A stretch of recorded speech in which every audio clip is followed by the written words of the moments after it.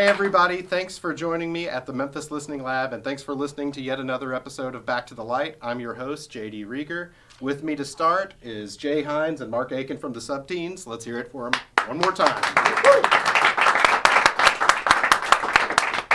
Appreciate it. Appreciate the theatrics. We're here to talk about Burn Your Cardigan because this is, it's been almost 25 years since it was originally released. Yes, sir.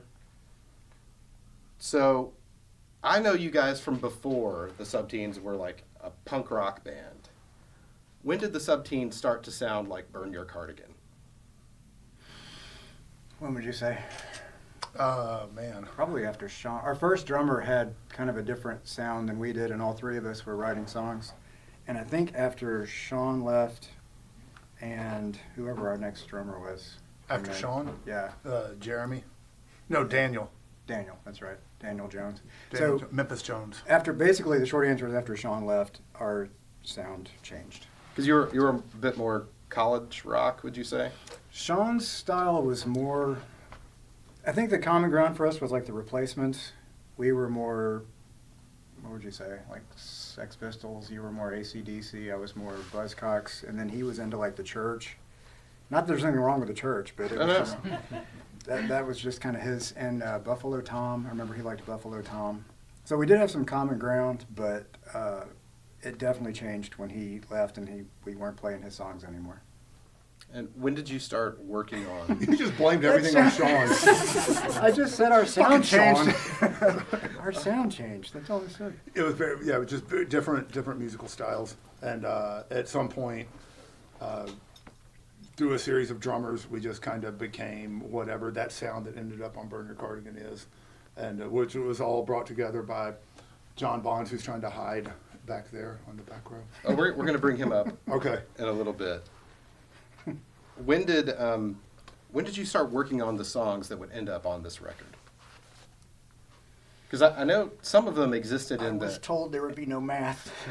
some of them existed in the power pop or college rock era, didn't they? You were playing Anyone anyway. Yes. I wrote Anyone in 1995 on my lunch break. From Ardent Studios, where my job was to go get cheeseburgers for rock stars. Did you have any particular inspiration that day at Ardent to do that, or? God, it's so awkward talking about this in front of people. It really, really is. I was just really, really depressed. Had gone through a breakup, and just was really depressed, and was going home for lunch because I didn't have any money, and would just go home and make lunch, and sat down on the couch, and it just sort of came out. So I don't know if that answers your question. No, sure. The record comes out in '99. When did you start actually recording it? We started it with a different drummer. Yes. That's what I was trying to work towards. Yeah, summer of '98, maybe somewhere in there. And we left it alone for a minute. We got drum tracks done and scratch guitars, and we took a break. And I remember we came back maybe a couple months later, and we just kind of thought, we can probably do better. Was it all about the drums, or was it just the general feel of the recordings? The whole thing was just kind of off. But as everybody knows, if your drums are not where they need to be, the song's not going to be good. So the drums are the foundation of the song. So. If the drummer sucks, you suck. A band is only as good as its drummer is another way to say that. So, and we suck. That's the drummer clapping. Both of us reach for our drinks. how did you find John? We know him as Bubba, but how did you find John Bonds? Well, the first time John Bonds and I played together, I was living in an apartment in 1995 behind the P&H, and I don't know if you even remember this. I do. And You don't remember that I was there? you weren't there. Yes, I was. Anyway, The one that got shut down? The cops whatever. shut up? Clearly didn't make much of an impression. So we just, for some reason, we set up an entire band in my apartment, which was like, one of 6 other apartments inside this Midtown typical kind of up and down apartment building.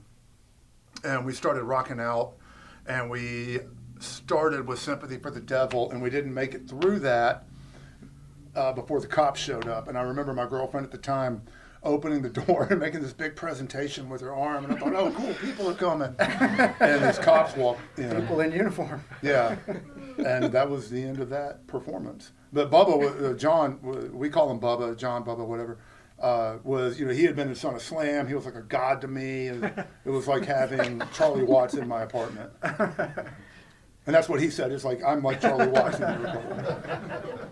Well, how did you guys decide to bring him in for the recording of what would become Burn Your Cardigan? Because the way I understand it, he didn't even know all the songs yet when you started recording. Correct. We started playing shows with the Verbs, which was the band that he was in when we really started taking a look at him, I think.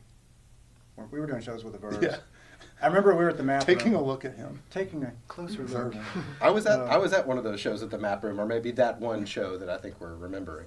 I was Okay. there. Verb Subteens? Yeah, I was Okay. there. Oh, that was, Christine from the Chubbies played Yeah. that show. Yeah. I remember it. And I think it was that night we asked him. After the Verbs played, man, we killed it that night. We're no. Verbs were good that night. Yeah. we're And so I think we live. asked you that night, maybe. I remember you said, yeah, I'll play with you, Subteens. I remember that. I thought that was in the deli. I don't know. But It's a long time ago. somehow, so as Jay pointed out, we had recorded the tracks for Burn Your Cardigan with a different drummer, and they weren't really working. We weren't super happy with it. And so we decided to re-record it, and through whatever, however many avenues of decision making, we ended up, let's try to find John Bonds. And so we literally just started calling around, and he was, At the south end? he was drinking South at a End. bar called the South End, which I think isn't even there It was anymore. raining that day. It was like a raining. monsoon. Yeah. The funniest part of the story was we jokingly said we should go get John right now to record these drum tracks, and we all kind of laughed. Yeah, And then somebody said, does anybody have his number? And we called him, and I think he came that day. yeah. Yeah, And yeah. he came down and tried to play along with the original tracks that were recorded, and that didn't work. And so we just said, to hell with it, let's re-record the whole thing, and that's how Burn Your Well, we Cardigan was. recorded with a click, though. Yep. When we started it, yeah. When we Yeah. decided not to use the Right. other stuff. Yeah. You'll have your chance. But I didn't know. All right. I'll shut up. We'll get your side. Well, Jay, I want to jump ahead to now because you sort of drove this idea to re-release the album. Beyond the 25th anniversary and it's cool to say 25th anniversary. What made you want to do this? That's pretty much it. No, the new album came out in 22, and I remember we got all that done and just thinking, God, this is really close to the 25th anniversary of Cardigan, and if I start on this pretty soon, we can probably have this ready to go, by 2024. And I've had them since December, so it worked out perfectly. So, but that's pretty much it. I mean, we worked our asses off on Burn Your Cardigan, and it's a big deal to me. It was like the first thing I was proud of that you and I ever did. We've been in college bands and other, all kinds of stuff together, and it was the first thing that we'd done that I was proud of. And so, it's special. It was the record was remastered by Jacob Church, who's here. But were you in any way tempted to try to remix it? No. To- Well, first of all, Too much of a can of worms? We didn't know I have no idea where the masters are, for one thing. And so Jacob worked a miracle and was able to use the CD and make it sound amazing. Jacob, do you mind commenting maybe at this point? Sure. What's it like trying to master a record from an already mastered CD? It's unusual. It's not typically the way you do it. But yeah, Dave's saying we have no idea where the masters are because typically you would go back to the unmastered mixes. It would be the stereo tracks that they had printed to whatever format, and you would take that and start over on the mastering process, right? But it's like all we have is the CD, which means that it has all of the processing that's been added to it that was ever going to be added to it. And not only that, we're going to take that CD and we're going to put it on vinyl, right? Because that's an extra complication where with a CD, you're just limited by, mostly by the number of minutes you can put on it. Otherwise, as long as you don't distort it, you're fine. With vinyl, it's a physical medium, so you have to work within its parameters, and so you can't just take the CD master and just press that to vinyl. But I don't know, it was fun. I enjoyed it. It was a fun challenge. It wasn't something I'd done before, to take a mastered file. I think it was it Kevin Nix that did the original master? I think that's right. Yeah. It sounded great, but it sounded like a 1999 master where it was in your face. It sounds great. It sounds awesome, but it's not the kind of thing that you can put on an LP necessarily. So, What did you try to change? So I worked towards trying to just deal with what can we put on a record, but also kind of, since we're going to change it, I thought about, maybe if this came out today, what might it sound more like? Because I didn't want to change the sound of it. I didn't want it to sound like a different record, obviously. If we're already taking it and making some changes, so I gave it a little bit more dynamics to it, because again, it was 1999, so it was pretty well limited to where there's a lot of compression on it, and added a little bit of that back in, and just sort of tamed some of it was real bright, a lot of treble to it, which again, 1999. And again, I'm not saying anything bad about it. It sounded awesome. It sounds like it's exactly what it needed to be for that day. And so nothing dramatic, just kind of reined it in a little bit, gave it a little bit more movement, and kind of took a little bit of the extremes off of it, sort of, and made it fit. Gave it some oomph. What did you guys think when you heard his remastered version? I loved it. I never felt like the original master had enough bass.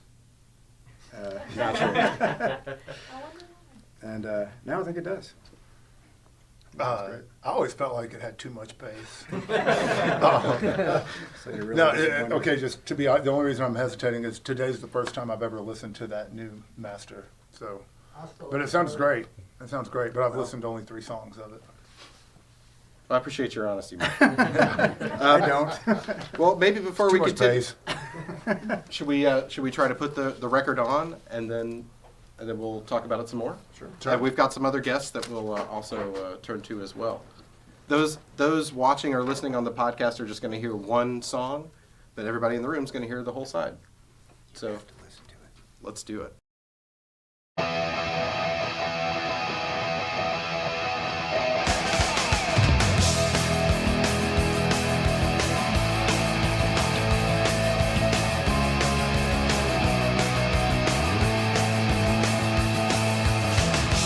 What can I say? I've been staying out too late. Something inside my head kind of radiates like fear. Come along.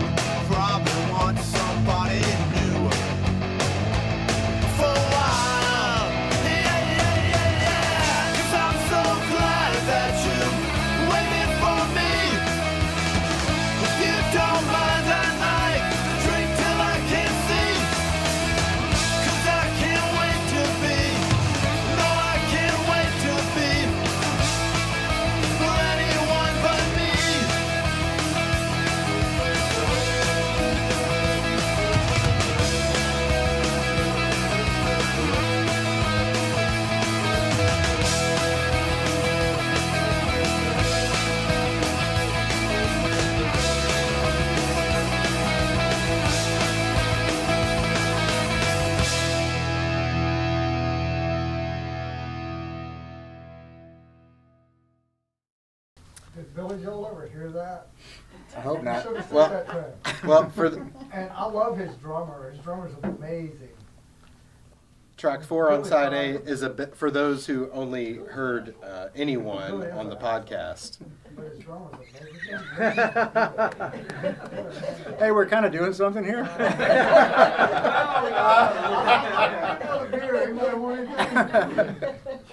So track 4 on side A, there is a Billy Joel cover. You may be right. Why did you do that?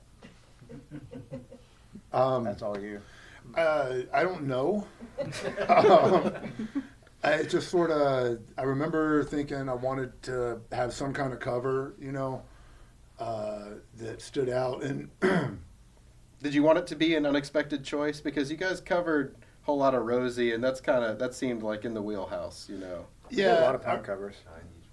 Chinese rock. yeah, a lot of punk cover. I remember wanting something that people might roll their eyes at a little bit, but then also kind of, not saying we did, but try to make it sound at least fun, if not cool.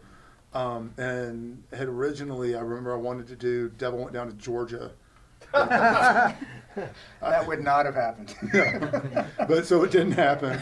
There was no Charlie Daniels. And then we somehow ended up with that song. Yeah. And my dad and I used to listen to that record all the time. That was one of the things my dad and I could bond over. So little sentimental, attachment there. Glass houses. Yeah, glass houses. Yeah, I was hoping that for Volume 4 we'd do scenes from an Italian restaurant. Uptown Grill. Bonda Schaefer.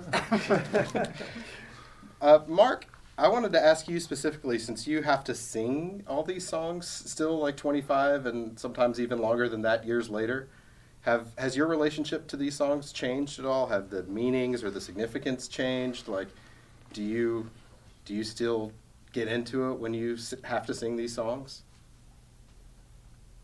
Or did you ever get into it? Sorry, that was too many questions at once.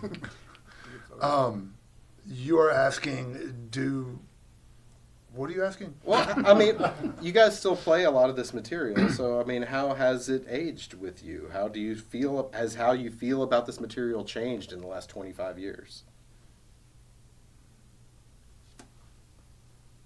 I was not expecting that question. Pass. I think, okay, this is going to sound like, ooh, I don't mean it that way. But like once you write, the songs used to mean something to me when we would play them, right? Yes. And at some point they quit meaning anything to me.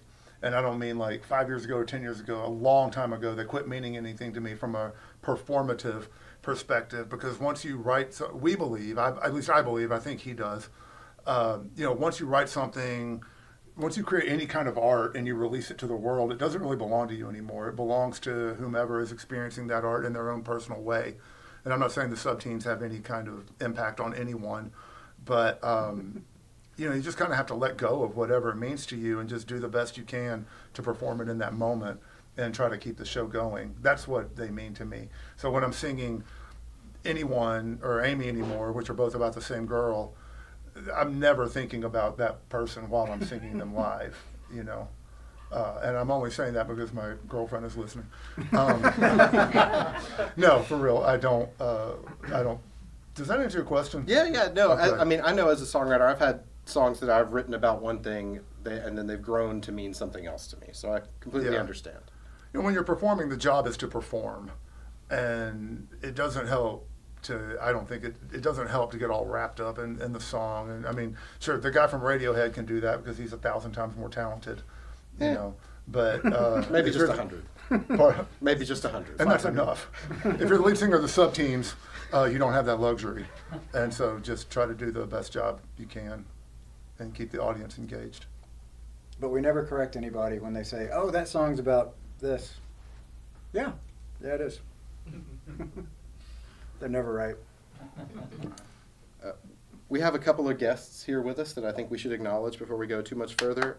First, Mike McCarthy is here, who Yes. drew the original cover, and I think you also revised it for this new version. Is that correct at all, or no? Sure.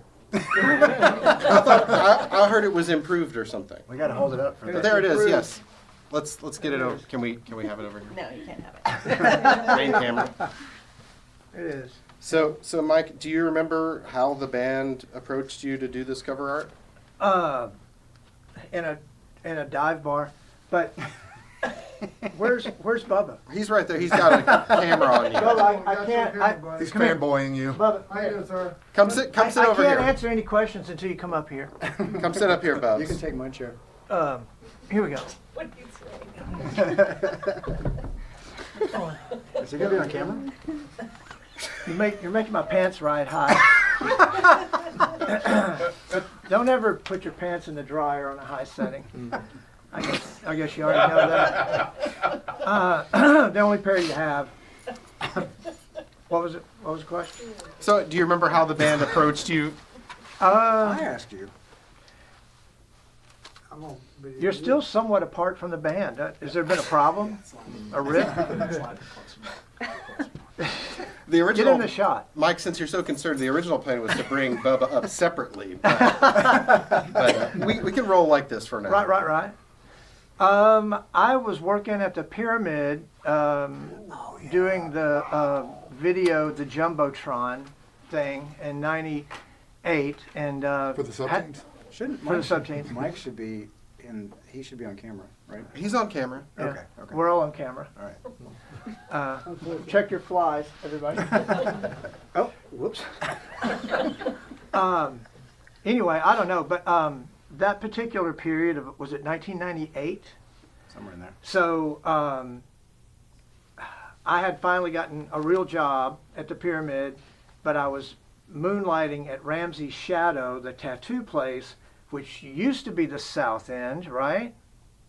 Epicenter, Loose End, Yeah. South End. Yep.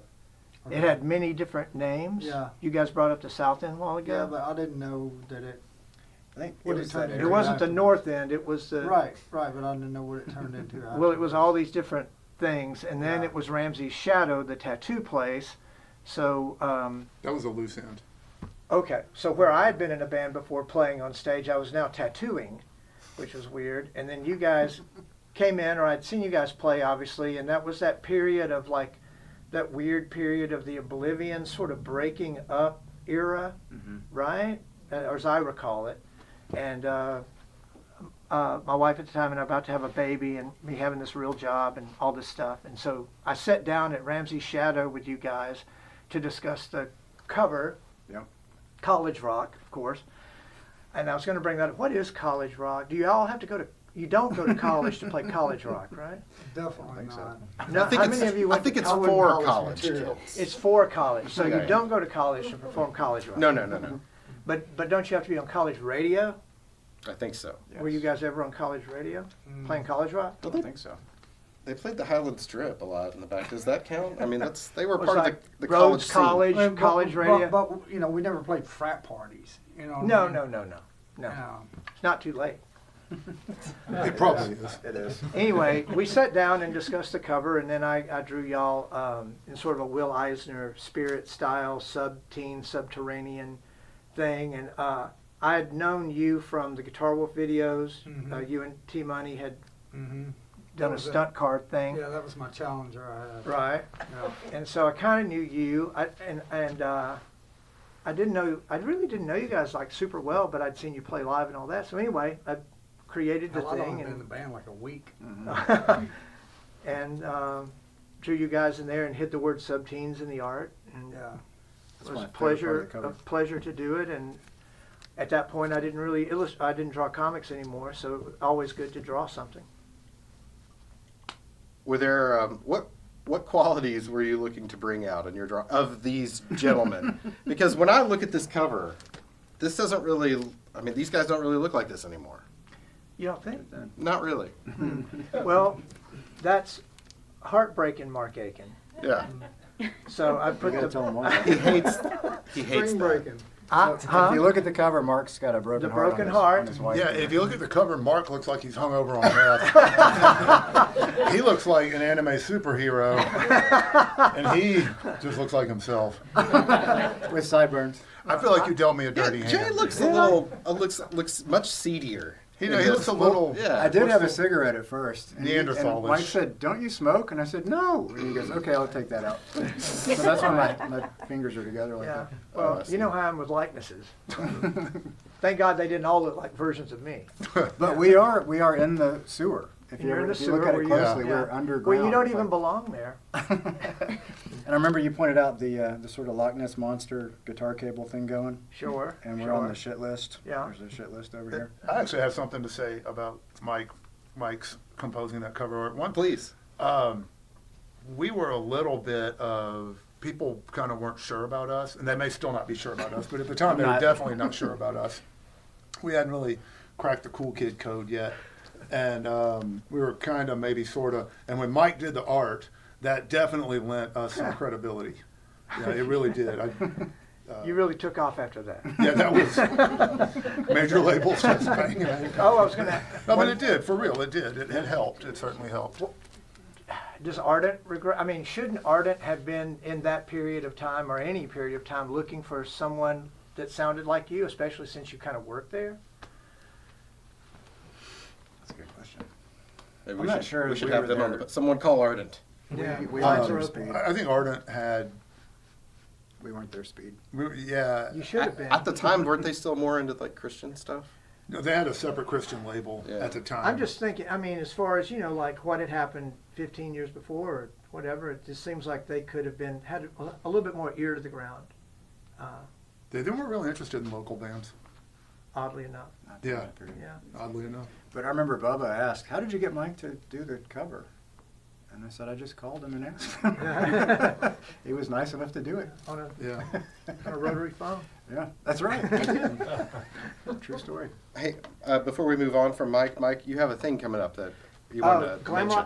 Glam Rock Picnic on Sunday, June 30th at Off the Wall Arts Gallery. I'm phase one of a 10-foot tall David Bowie sculpture. You pay $10 to get in, and you get a piece of clay, and you get to put it on the sculpture. Oh, cool. It's going to be a long road, and it's probably a folly, but we'll see how it goes. Is there a place you want to send people to for more info on that? Facebook event page is Glam Rock Picnic. So check it out, Sunday, June 30th. Thank you. Yeah. And we should probably tell everybody that A, Mike is the guy that did the Johnny Cash statue over in Cooper Young, and B, today is Mike's birthday. Happy birthday, Mike. So thank you for. Where do you put the clay? Yeah. Where are you cooking? One last contributor I want to point out, and that's Chris Davis over here, who was kind enough to write the liner notes for the remastered version.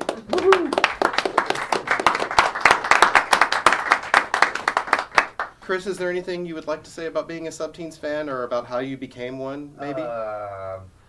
Can we talk about Mike's cover art? Sure. Can we look at it again? 'Cause Yeah, you sure. gotta see this. I can't remember. I get the relationship wrong, but I know that Mark Akin is like the great grandson of Andrew Jackson. And you can really see. I always think of this album as like the punk rock $20 bill. Look at that! Look at that big head.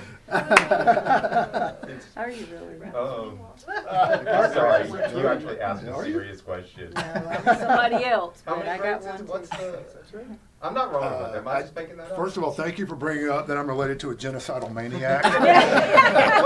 We all are. No, we aren't all related to genocidal maniacs. I don't know how many greats, but it's a number, and assuming I don't want to talk about Andrew Jackson. I really don't. That's a true story? Yes. Monroe, did you know this? No, he's related to Andrew Jackson, who we know, who's also, you're a cousin of Andrew, who went to Rhodes with Yeah. me. Yeah. Wow. Yeah. We've all known each other since we were 5, and I'm just now hearing that story. Yeah, That's yeah. incredible. Well, I'm happy to bring So, that to the table. thank you, thank you. Also, I'm not gonna sorry. leave that I alone. should have gotten consent, but I'm staring at the album and going, "That's a $20 bill." I'm sorry, you asked a question. No, Just maybe I'm how you sorry became a asked him here. Subteens fan, or Just Or why? Just kind of randomly. Honestly, it was. I did not go to see them one night. I used to live. I used to live downtown. That's the best way to south experience side them. downtown. When nobody else lived down there. Left a lasting Um, impression. And a bunch of friends of mine lived on the third story at the corner of Madison and Main, above the map room. And so I was always, we had terrible air conditioning down at our place on the south side, so I would go and soak up some air conditioning at my friend's place 3 stories above the map room. And I'm sure it was just like running downstairs from their place to like go get beer or something, and the Subteens were playing down there. And I Reed just, Chapel? Yeah. Yeah. Well, Reed lived a little further down from there. This was Eric Swartz, Joey Pegram, okay, Troy yeah, Zoshny. yeah. They had a band called Apocalypse, and yeah. So yeah, I think that's how it started. Is that I just went down. I was in there for some other reason, and they were playing, and I kind of knew Mark a little bit. I'd gone to school with his sister, and I guess I can't remember if we shared time in school or not. I know, were you and Charlotte in the same class? No. Yeah, I think she is. Monroe was, I think. Yeah. Anyway, this is too much minutia, but that was it. It was just a random kind of encounter. I was writing for the Flyer at the time. I didn't write a whole lot of music, but I wrote some music now and then. So I just kind of took note that this is a band I like. well, your latter notes are great. I'm not going to make you read them aloud, even though I was tempted to ask. Thank you, because I didn't bring my glasses in. It's Tragic tiny irony. font. That's my fault. Bubs, or John, I should say, since we've got you up here, would you maybe want to comment about what it was like, kind of having to crash course learn the band in the studio? On that rainy day. And you just really didn't have time to think about it. You just had to do it, you know. Yeah. They're like, these tracks aren't going to work. It's like, well, we can just record the whole thing all over again, but we'll record it with a click track. And, you know, Jay coached me through the stops, you know, doing this, and most of them I think I played through, but just pulling stuff out of my, you know, not like listening to it, it's like, wow, why did I do that there? I didn't really know what I was doing. I was just, you know, just. Have You the know, drum just- parts yeah. changed a lot since you recorded them? I've simplified them, Yeah. you know. You had had, I think we'd only practiced with you like once. I had maybe. like one rehearsal, one gig under my belt, Okay. or maybe 2. Yeah. But I liked it. It was up tempo, and the Subteens are different from any other group that I've ever played in. You know, they all have their differences and whatever. But the Subteens it's a different monster, and it's a fun band, man. These guys are great. And What did you think of the Subteens before you joined? I'm curious. So am I. Well, I mean, Hang on, I want to add some context here. I'm sorry to interrupt. John has, if anyone in here can be considered a rock anything, it's John. John has played with some of the biggest, definitely bigger names than Jay or I ever have. He's toured Europe multiple times. He's played with some huge names in a variety of genres, a lot of big blues guys, some country guys. So, you know, when he says anything about... I mean, absolutely. But I He's- mean, but we all grew up listening to the same stuff. Mhm. You know, the classic rock, the Kiss and the Cheap Trick, and then Alice Cooper and the Ramones and the Pistols and everything, and Stones. And so, yeah, and I always loved, you know, punk rock. When I was like, my cousins lived with me, and they turned something like Led Zeppelin and Skinner and Aerosmith and all that. And Boston, it was the foundation. But then, like, you heard, like, the Cars, you know, like first record and second record. And then us as kids, our generation, we discovered Kiss. But to those guys, it was like as kids music, you know. But that was our thing, you know. And then getting turned on to heavy metal, and then like punk rock. And I really had embraced punk rock and just had all these cassettes and stuff, and was just, you know, ear to the ground with stuff. I was like that for so long, just a sponge, just soaking everything up I could. And don't know. Here we are. Here we are. Yeah, I mean, the band kind of,